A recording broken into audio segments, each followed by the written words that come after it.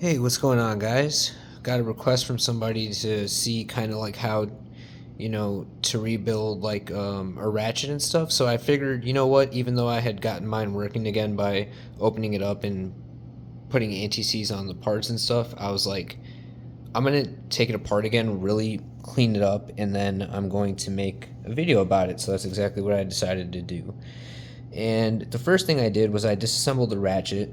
I'll tell you how to do that before I show you what it looks like on the inside.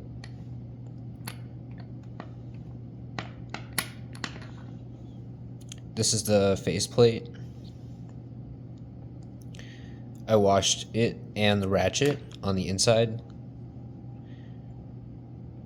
with like engine degreaser, and I probably still have to wipe it off a little bit more, but I think it's looking pretty good so far.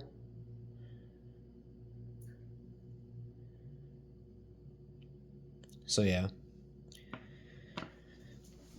Now let's talk about how to take it apart. So basically, guys, on the back here, there's two screws that are flathead in my case, and you take those out, and then you flip it over and you grab the, like where like the drive is, and you lift up, and the drive and the gear come out with the faceplate.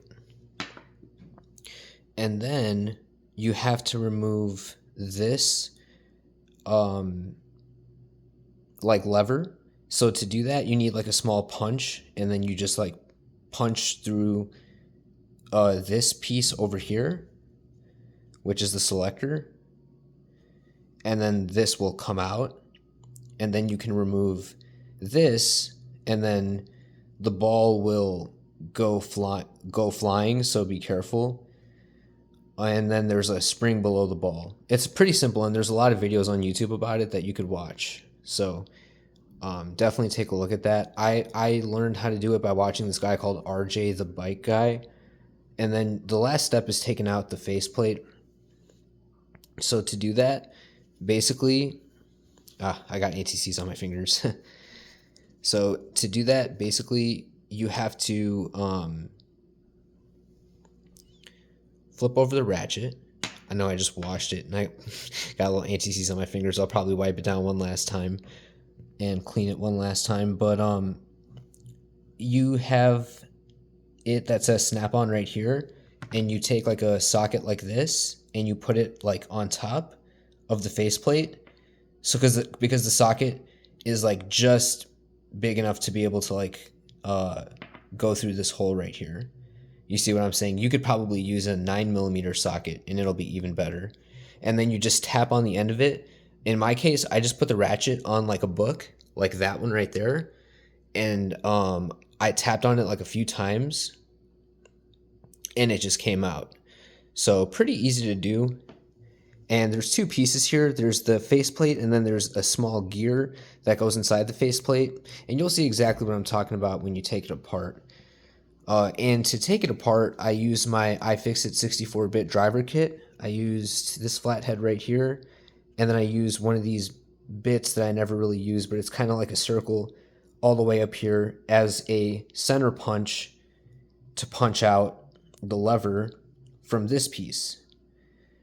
It does. I also noticed it doesn't take a ton of force for this to come out. So, yeah, that's pretty much how I did it. And consider this a part one, I guess you can say, because I ordered a rebuild kit for this ratchet on eBay, so I'm waiting for that to come in, and then when that comes in, I'll make another video on how to, or I guess you could not say like how to reassemble it, but I guess I can make it in parts, or like I can I can show you like the finished thing after I already rebuilt it and put it back together, because there's a lot of videos on YouTube that are really good, that are better than mine, that show you how to actually take it apart and put it back together properly.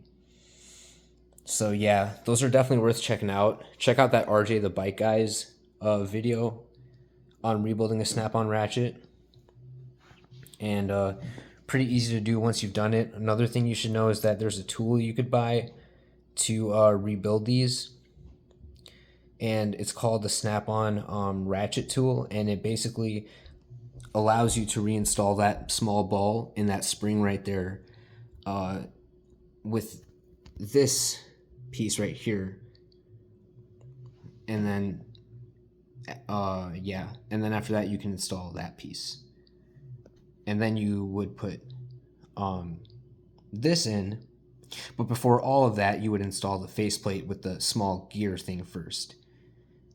So yeah, guys, look out for part 2 of the video where we actually get into like rebuilding it and stuff like that. And thanks for watching.